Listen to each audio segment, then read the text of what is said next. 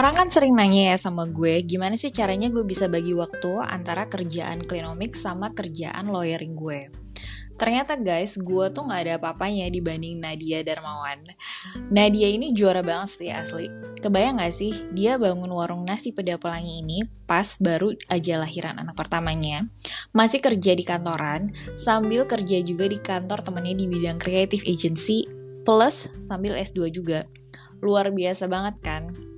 NPP adalah bisnis warung yang dirintis oleh Nadia sejak 3 tahun lalu dan mereka punya tagline Beras Back Movement dan Cuan Lestari. Mesti banget kan nih kita ngobrol-ngobrol sama bisnis yang tagline-nya aja udah kembaran nih sama Klinomik. Di episode kali ini kita akan bahas lengkap soal bisnis yang berkelanjutan itu ternyata bisa kok tetap punya harga yang bersaing di pasaran. Jadi kalau orang mikir, bisnis sustainable pasti mahal, ternyata NPP bisa membuktikan sebaliknya. Halo Mbak Nadia, selamat datang di Klinomik Radio. Makasih banget nih udah join bareng kita. Nah aku pengen nanya-nanya nih dong Mbak, NPP atau Nasi Peda Belangi. Ini kan Mbak Nadia adalah salah satu foundernya ya, gitu. Iya. Atau the only founder? Enggak, aku sebenarnya cuma ngejualin resep nyokap. Oke. Jadi ini sebenarnya masakannya nyokap. Iya, sebenarnya aku nggak bisa masak sama sekali dan bahkan takut fobia sama bawang merah sebenarnya. Oh ya? Cuman somehow nggak tahu gimana, kayak emang rezekinya di situ. Akhirnya ya harus melawan ketakutan itu sendiri deh kayaknya. Jadi NPP apa sih Mbak? NPP itu sebenarnya Nasi Peda Pelangi itu warung makan rumahan sederhana sih. Cuman emang setelah kita 3 tahun jalan ini kita jadi lebih menemukan jati diri kali ya. Kayak ternyata tuh konsep NPP ini setelah dijabarin tuh kita kayak rumahan, terus konsepnya nostalgia sama vernakular. Jadi kayak emang sebenarnya culture yang secara informal tuh eksis di society gitu. Nah akhirnya karena emang makanan yang kita sajiin juga makanan rumahan dan rumahan Indonesia yang paling dasar kan awalnya menu pertama kita tuh ikan asin peda itu. Gitu. Jadi kayak background-nya juga gara-gara nyokap dari zaman sekolah sering banget masak itu dan teman-teman yang setiap main ke rumah doyan banget dan selalu nanyain gitu. Terus akhirnya pas aku abis baru nikah kan nggak bisa masak, ada sisa tumisan peda sama aku cuma bisa nyeplok telur deh. Sama ada sisa keripik kentangnya itu kan. Akhirnya suami aku makan, ternyata enak. Akhirnya kita kirimlah ke teman-teman SMP SMA kita yang dulu sering makan dalam bowl itu. Akhirnya jadilah waktu masih kerja tuh pada minta, gue mau dong kalau lu masak lagi. Jadilah open PO. Awalnya seminggu sekali, seminggu 2 kali, lama-lama kok jadi tiap hari banyak yang pesen gitu. Ini Mbak Nadia waktu mulai awal ini tuh kalau nggak salah baru punya bayi ya? Nah itu aku awal-awal baru punya bayi dan masih kerja kantoran. Wah gokil, coba itu ceritain gimana caranya. Jadi emang waktu itu kalau nggak salah anak aku umur 6 bulan deh, tapi aku udah masuk kantor lagi dan gelisah ya, kayak aduh kok kayaknya pengen di rumah gitu kan. Terus tiba-tiba ya itu seiring berjalannya waktu nemu formula Nasi Peda Pelangi di dalam bowl itu. Belum kepikiran jualan sih, cuman pada saat masih kerja dan masih ngurusin anak, open PO-nya udah tiap hari. Nah itu lumayan udah telat terus tuh masuk kantor. Udah kayak masuk kantor jam 10, datang setengah 12, ngurusin pesenan dulu. Terus, nah waktu itu kebetulan aku udah punya kantor sama teman-temanku di sebelah warungku yang sekarang di SCBD. Oke, Jadi kantornya beda dari kantor yang kerja sebelumnya atau beda lagi? Jadi pertama kali tuh aku kerja 6 tahun di Mahaka waktu itu ngurusin investment. Nah tapi jalan 6 tahun itu aku bikin bisnis lah sama teman-teman kreatif, production house gitu. Oke. Cuman aku emang ngebantu di business development-nya aja karena emang aku nggak kreatif sama sekali gitu kan. Cuman gara-gara punya kantor di situ, itu tuh dulu kalau tahu fairground atau bengkel kafe itu ada semak-semak kecil lah. Nah di balik semak-semak itu ada kantor aku yang sebelahnya ada pos satpam nggak kepake. Oke. Jadi waktu zaman open PO, orang-orang yang pesen tuh titik poin ngambil GoFood-nya tuh gosennya tuh di situ. Waktu itu kita belum punya Oh, GoFood. oke. Pantesan Heeh. kenapa tokonya di SCBD karena awalnya di situ ya? Iya, awalnya emang ngambilnya di teras kantor situ yang emang semak-semak dulu kalau orang basian abis, hura-hura di Lucy atau di itu pada jackpot di situ, buang sampah Heeh, di situ, mampirlah di situ, akhirnya heeh. kantorku banyak nyamuk, banyak sampah dan lain-lain. Nah itu, taman di depan kantor tuh aku rapihin lah dan akhirnya dari pos satpam yang nggak kepakai itu, aku cuman bikin meja kecil aja buat ngambil-ngambil pesanan. Gitu, Mmm. sampai akhirnya, wah kok ini kayak seru juga ya, terus kayak, wah tambah banyak pesenannya. Akhirnya 2018 Oktober aku, ngasih one month notice ke kantor. Iya. Ngasih one month notice, terus akhirnya 2018 akhir beres-beres taman, 2019 buka warung di situ, seadanya banget warungnya. Mmm. Nah itu, yang masak nyokap tetap atau Yang udah masak masak sendiri? Nah, jadi masak masih nyokap sampai sampai situ, karena aku masih takut sama bawang merah, Des. Jadi kayak, eee, jadi emang tujuan awalnya sih pengen bikin warung karena memang nyokap tuh seneng banget kalau makanannya dimakan sama banyak orang gitu, kayak Mmm. somehow dia bersinar lah matanya gitu. Jadi kayak, "Ya udah yuk Mah, mau nggak nih kita jualan, aku coba bikinin warung bla bla bla," gitu. Sampai pada saat itu aku memutuskan untuk resign dan nyokap, happy banget. Nah, akhirnya juga waktu itu nyokap masih masak awal-awal, terus, di tengah-tengah prosesnya aku harus belajar masak kan, harus Mmm. bisa masak itu, ya udah di situ kayak peperangan diri sendiri dimulai, gimana ya, bisa nggak ya, akhirnya ketika udah bisa masak, udah mastering resepnya segala macem, sekarang sih tetep nyokap masih suka kontrol sama udah ada orang yang bantuin buat masak, jadi aku tetep nggak masak lagi. Oke, jadi emang ternyata kalau bisnis kuliner itu owner-nya nggak mesti bisa masak ya? Nggak mesti bisa masak sih, tapi yang penting owner-nya bisa, apa ya, persistence gitu ya, itu kayaknya yang Iya. paling susah, heeh. Iya. Nah, ini kan NPP punya tagar di profil Instagram-nya, #BerasBaikMovement sama Cuan Lestari. Ini sama banget nih kayak Clinomics, sama-sama Itu seneng gara-gara Cuan Lestari. gara-gara kompornya Kak Gita, gitu. Nah, ini ceritain dong program Beras Baik Movement-nya ini dan inisiatif Cuan Lestarinya NPP itu gimana sih? Oke, jadi kalau boleh diceritain, jadi sebelum aku resign itu sebenarnya aku juga lagi ngambil S2 pada saat itu. Jadi kayak emang bunuh diri sih.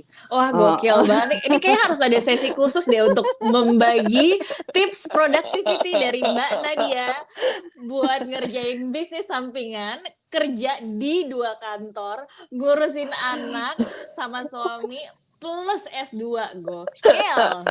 Itu juga nggak tahu tuh gimana ceritanya, tiba-tiba ditawarin, "Lu mau sekolah nggak?" Oke, sekolah. Akhirnya waktu itu ngambil bisnis di Prastia Mulia. Nah, Mhm, kalau bisnis di Prasmul itu project akhirnya tuh, bukan tesis tapi bisnis plan kan. Nah, iya. terus aku mikir, apa ya yang sekalian capeknya gitu, at least waktu itu aku punya warung, aku mikir, ya udah deh bisnis plan gue jualan beras aja, karena kan pasti kalau gue jualan beras, at least warung gue sendiri nih bisa beli beras itu, gitu. Mhm. Jadi awalnya, jualan beras, mikir jualan beras, tapi ternyata waktu jalan-jalan, waktu riset, waktu ngedalemin, jadi bener-bener apa ya, eee, itu titik balik sih kayaknya untuk aku ngelihat hidup gitu. Ternyata gitu kan, wah kok petani ternyata kasihan banget ya gitu, mereka nggak punya pilihan, terus kayak aku coba ngebedah beras biasa sama beras organik, tuh bedanya apa sih gitu. Jadi dari cara penanamannya yang tidak memakai kimia, terus dia harus didaftarkan sertifikat, organik, harus dites dulu, diuji dulu. Dan ketika aku ngobrol sama seorang petani waktu itu, dia nggak mungkin bisalah intinya untuk ngebayar sertifikat organik kecuali dia emang dibayarin sama yang punya lahan dan sebagainya gitu. Jadi waktu itu aku ketemu petani yang, jadi curhat gitu, "Mbak, saya mau nanam udah nggak punya uang untuk beli pupuk kimia, saya mau ngutang udah nggak eee, utang saya yang lama aja belum saya bayar ke tengkulak, saya mau makan sehari-hari aja susah, saya mau nanam pakai kotoran hewan dan kompos di saya, beras saya juga nggak bisa diklaim organik karena saya nggak punya sertifikat," gitu. Mmm. Terus akhirnya dari cerita itu aku coba lebih ke nekat kali ya, karena emang pada saat itu tergugah banget hatinya, ya udah Pak, kalau misalnya Bapak emang bisa bikin kompos sendiri dan dari sisa kotoran hewan, sampah dapur dan lain sebagainya, coba aja output bikin bikin padi atau nanam padi pakai cara itu gitu. Nanti insya Allah kalau panen berasnya saya beli buat di warung gitu. Terus waktu itu aku tanya, emang biasanya berasnya dihargain berapa Pak harganya gitu. Kalau saya sih nggak punya penggilingan Mbak, jadi saya jual gabah harganya itu 3.700 pada saat itu per kilo. Terus kalau saya udah ngegiling di rumah teman saya bisa jual harganya 7.000. Nah, terus pada saat itu aku coba apa ya, mencoba menyambungkan lah warung yang aku punya ini, warung kecil bisa bermanfaat apa sih? Kita bisa tukar manfaat apa nih? Bisa kolaborasi apa? Ternyata ketika aku tawarin petani, ya udah Pak, saya beli 5.000 lebih mahal ya, tapi nanti saya kirim ke Jakarta. Terus nanti aku ceritain ke konsumen aku di warung bahwa ini beras baik namanya. Jadi aku nggak ngeklaim ini organik walaupun ditanam tanpa kimia. Tapi aku namain ini beras baik waktu itu karena ya hanya diawali dengan niat baik aja sih, karena supaya petaninya tetap bisa nanam. Dan ternyata output dari beras itu juga setelah aku riset 3 hari dia belum kuning, belum jamuran, sama kayak beras organik sebenarnya, bedanya cuma dia nggak ada sertifikat aja gitu. Jadi narasi itu yang aku sampein ke konsumen gitu, dan itu perjalanannya lumayan panjang dan susah karena awalnya di warung nggak pakai sedotan aja aku dimarah-marahin gitu kan, kok lu jualan kopi nggak pakai sedotan ya, kalau bisa nggak pakai sedotan kenapa harus pakai sedotan Kak gitu. Iya. Jadi kayak pelan-pelan beras baik itu jadi tiba-tiba value proposition atau unique selling point yang NPP punya sendiri pada saat itu, yang akhirnya bisa aku tularin nih semangatnya buat konsumen-konsumen yang makan di warung. Jadi kalau mereka makan di warung, sambil aku ceritain, nanti ada tuh yang nyangkut yang, "Kak, aku juga mau deh 20 kilo sebulan buat makan di rumah," gitu. Jadi karena ketika mereka beli dan mereka masak berasnya sendiri di rumah, mereka udah tahu bahwa biasanya kalau gue pakai magic jar besoknya udah kuning ya, kok ini beras baik enggak kuning gitu. Ya Mhm. aku coba. Nah, pas pada saat itu kebetulan pandemi juga, akhirnya tesis dan segala macam itu semua ketemu sama narasumber kan di webinar. Di Ya. webinar akhirnya aku banyak ikut webinar, ketemulah sama namanya Pak Niko sama Mas Gandi, temennya Kak Gita juga gitu, narasumbernya mereka di LTKL. Dan aku belajar tentang biodiversity, ngebalikin lagi roots-nya tanah sama air, bahwa sebenarnya lu nanam nggak perlu dicampur apa-apa dan lain sebagainya. Dan informasi itu yang aku sharing ke petani gitu, bahwa apa yang lo punya di rumah bisa lo jadiin pupuk sama media tanam supaya tanaman yang dihasilkan juga baik dan berasnya nggak kosong, berasnya nggak banyak hama. Karena ternyata setelah riset itu tadi juga datangnya hama juga dikarenakan dengan kimia. Jadi sebenarnya petani kasihan kayak maju kena mundur kena gitu kan, aku mikirnya.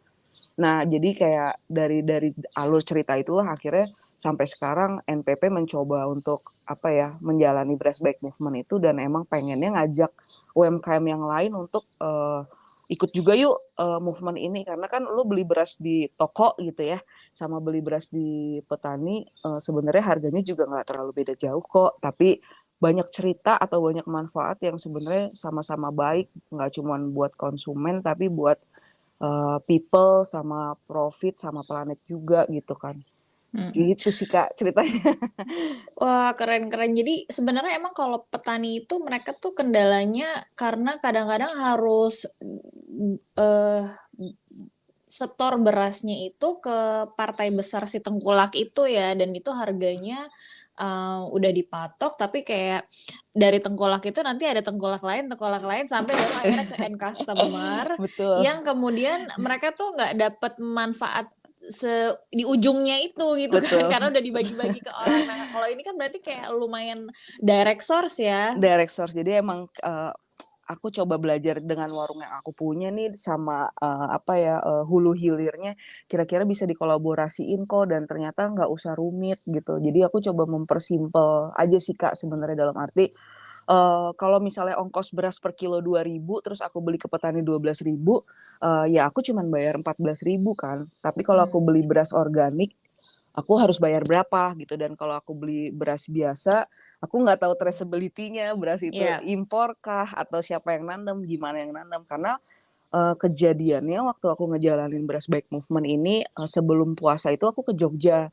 Aku ke Jogja sama ke Sragen, aku ketemu sama, jadi perjalanan aku ngerjain tesis ini aku ketemulah sama suatu petani Sragen yang tanahnya emang sepetak itu udah rusak, Kak. Hmm. Dia emang bener-bener udah, saya udah angkat tangan deh jadi petani gitu. Jadi dia Rusaknya kenapa? Karena bahan kimia dan lain-lain itu? kontaminasi kimia dan setiap mereka tanam pun hamanya udah parah banget. Jadi ketika mereka panen harusnya dapat 1 ton, ini randomannya tuh bisa sampai 70%. Jadi yang jadi beras cuma 30% Oh my gitu. God. Jadi harga berasnya mahal, tapi ketika mereka mau ngasih ke tengkulak pun ya tetap dihargain segitu. Akhirnya Hmm. uang yang mereka convert ke tengkulak itu cuma bisa untuk bayar tengkulaknya lagi. Jadi mereka nggak dapat Iya. apa-apa gitu. Jadi kayak ribet banget ya Pak hidup lo gitu kan. Jadi Hmm. kayak kasihan kan. Nah Iya, iya, sementara iya. aku waktu ke Jogja aku ketemu sama Mas Gandhi, narasumberku buat bisnis plan juga. Dia yang udah bisa nyiptain bokasi media tanam yang dia bikin dari kotoran hewannya dia sendiri. Terus dia bikin sekam bakar dari sisa padinya dia yang panen. Terus dia juga pakai sampah dapurnya dia bikin, dan dia sempat bikin biogas juga. Jadi itu kayak petani yang bener-bener penjaga tanah air yang sejatinya petani keren gitu. Dan dia juga Hmm. nggak miskin gitu, mobilnya bagus, dia juga bisa memberi kehidupan buat petani yang lain di sekitar situ. Tapi ya gitu, maksudnya kalau misalnya ada petani yang masih nggak mau merubah caranya dengan cara dia juga nggak maksa. Jadi emang kalau yang mau berubah ya ayo, aku membuka pintuku untuk ngajarin. Nah akhirnya aku bawalah petani-petaniku yang di Sragen itu untuk belajar sama dia. Dan sekarang alhamdulillah udah ada 2 petak sawah di Sragen, sawahnya Pak Kemis sama sawahnya Pas Jum, yang berasnya udah bisa kita nikmatin di warung. Dan ternyata ketika kita bawa di warung juga harganya jadi nggak mahal. Kalau misalnya kita jual beras 5.000 satu porsi atau nasi satu porsi 5.000, kita juga masih cuan Kak. Jadi cuan lestari di situ ya Iya. gitu.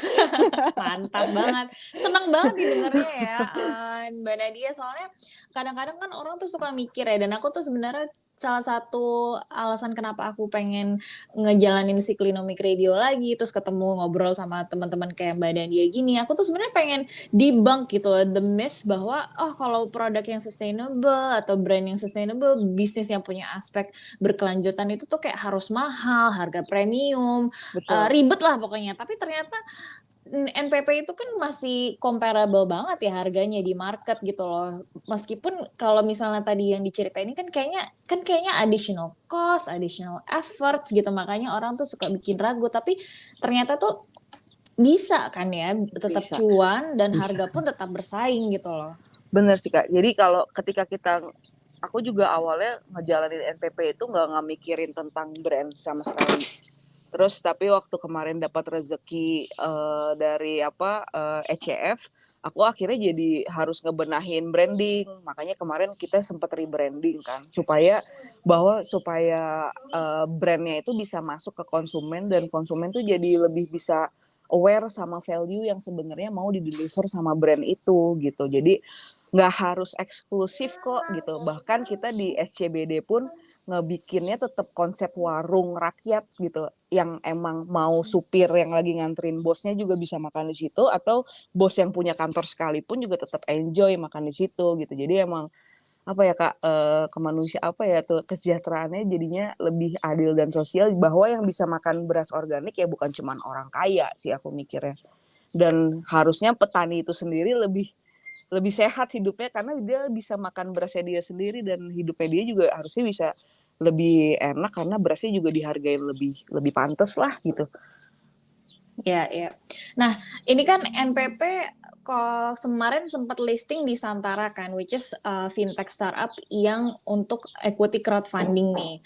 Boleh nggak sih ceritain prosesnya gimana? Kayak kalian kan mesti bikin prospektus, diaudit, terus ada kewajiban transparansi gitu. Ya. Dan kalau aku perhatiin kan aku kemarin sempat bikin buku gitu kan, Mbak Nadia, yang Iya. ngebahas tentang hemat sama pangkal kaya, dan aku punya satu bab khusus yang ngebahas tentang pilihan green investment, dan aku mention nih si Oh iya. Santara dan Wow. nasi peda pelangi juga nih, karena ternyata yang so far aku lihat kan kalian adalah baru issuer satu-satunya yang mengedepankan dan melabel sustainable investing nih. Iya. Nah, itu tuh gimana prosesnya gitu? Apa sih yang harus dilakukan? Dan karena kan kalian ibaratnya kayak naik kelas nih, jadi Iya. UMKM yang naik kelas karena sudah menawarkan sahamnya ke publik gitu. Boleh nggak diceritain? Jadi waktu itu pandemi memang membuat kita semua terengah gitu ya. Jadi kita tuh sempat tutup Kak 3 bulan pandemi awal karena kita nggak tahu how fast the virus pada saat itu kan. Jadi daripada ngasih resiko ke pekerja-pekerja yang pada saat itu datang ke warung juga nggak semuanya naik motor pribadi. Akhirnya kita memilih untuk tutup deh 3 bulan gitu. Nah pada saat tutup 3 bulan itu kita pivot strategi, memang kita jualan ke tetangga-tetangga kita. Jadi tadinya warung kita di SCBD sama Cipete, tapi ketika pandemi 2 warung itu kita tutup, kita buka di rumah di Cinere, which is target marketnya tetangga-tetangga dulu deh pada saat itu yang emang juga panik kalau makan di luar gimana ya. Terus mereka juga harus WFH pada saat itu, nggak sempat masak dan lain sebagainya.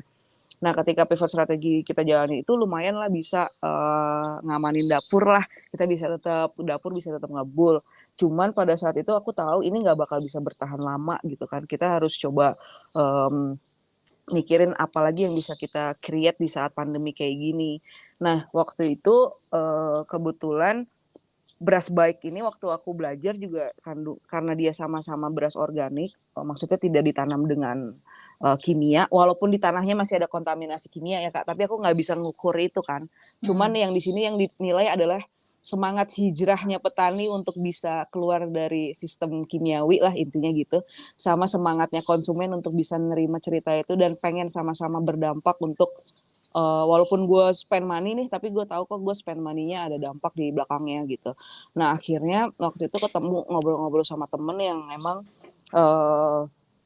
dia kerja untuk Santara, dan waktu aku ceritain konsepnya dia tertarik untuk coba deh lu bikin prospektus gitu kan.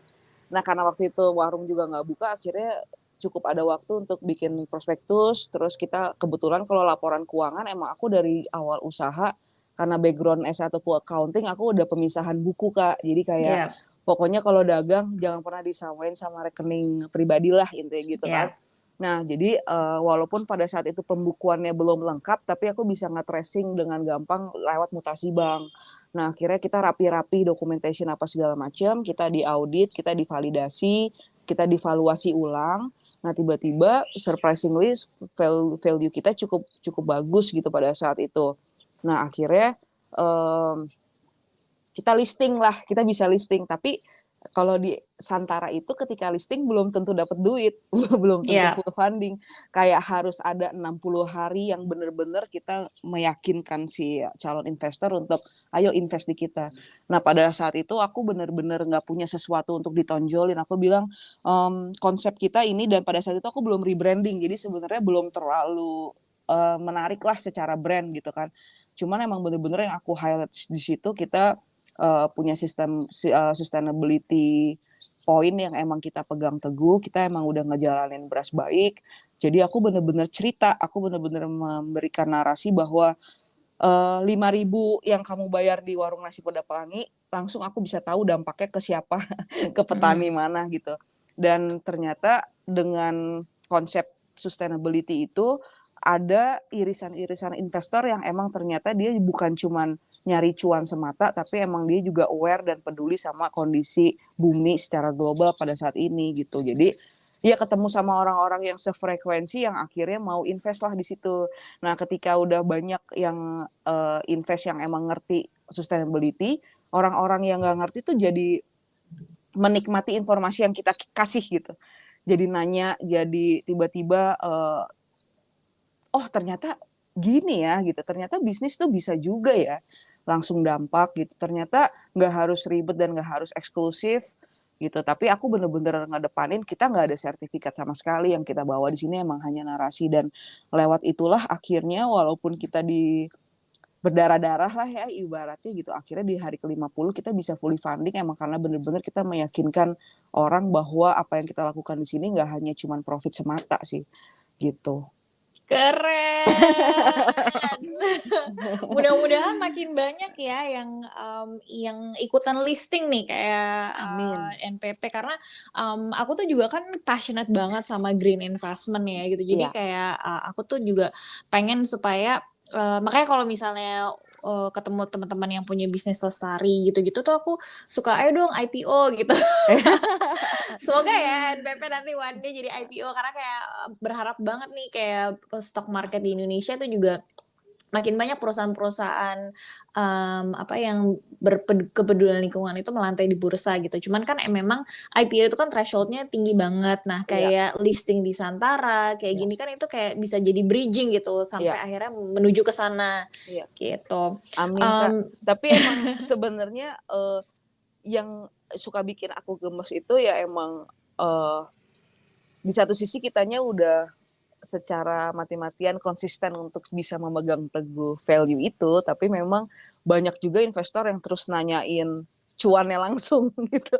Jadi kayak, "Ya sabar dulu kali, kan mau sustainable, nggak bisa buru-buru dong," gitu. Iya iya iya iya. Nah ini so far customer-nya NPP dan investornya nih sekarang para Ya, pemegang saham gitu, itu mendukung nggak sih dengan narasi-narasi sustainability ini gitu dan program-program kalian? Harusnya sih mendukung ya karena mereka harusnya mendukung, karena itu kan yang dikedepanin sama NPP.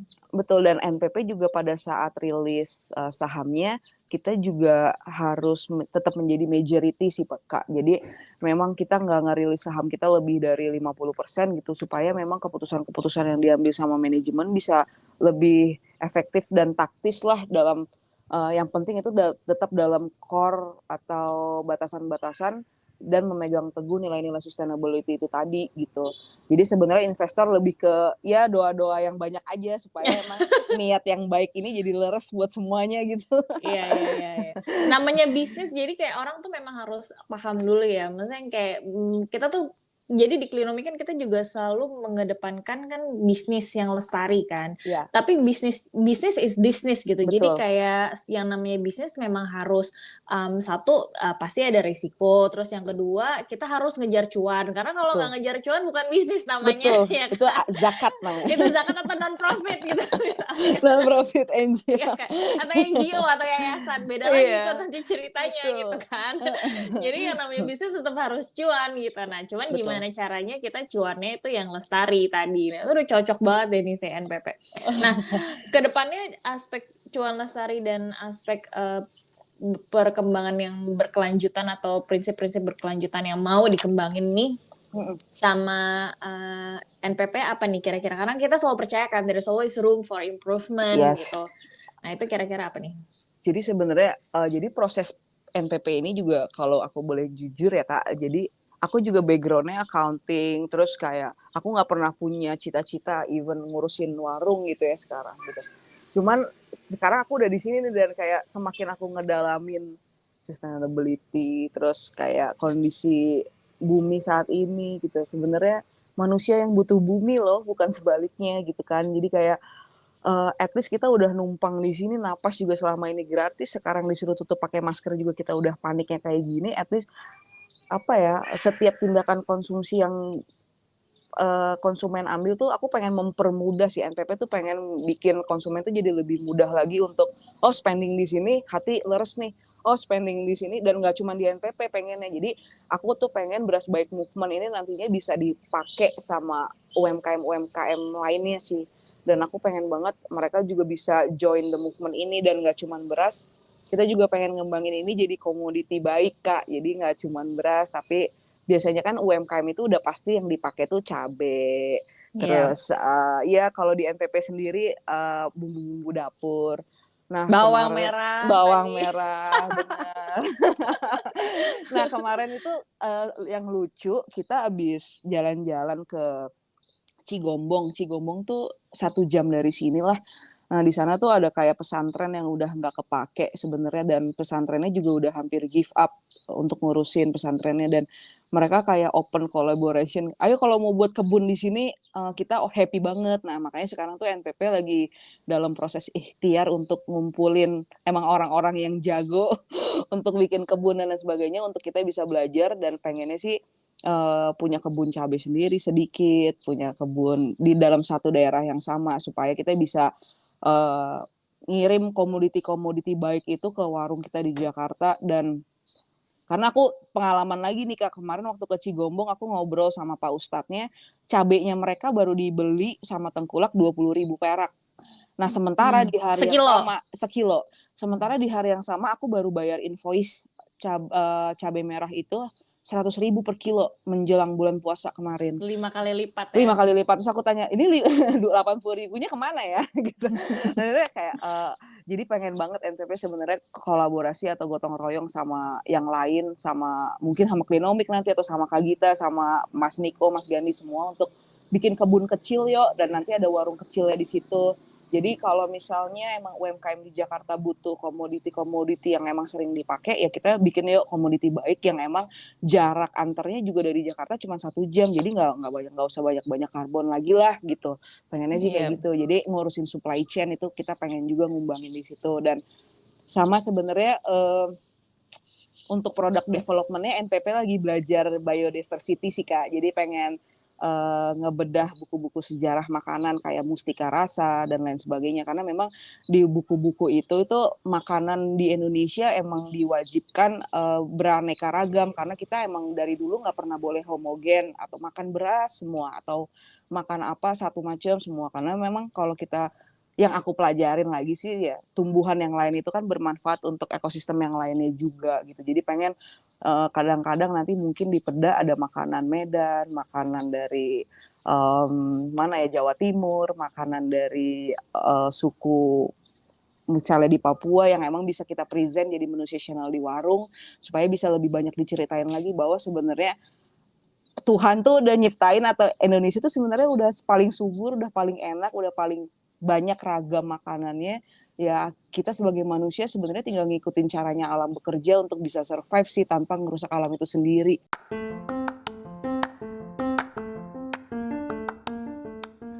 For the records, karena somehow nggak sempat dibahas dalam obrolan ini, gue adalah penggemarnya makanan nasi peda pelangi ini loh. Makanannya enak banget, homey, dan harganya juga reasonable. Itu dia cerita inspirasi Cuan Lestari kali ini. Ditunggu episode berikutnya ya. New episode every Friday.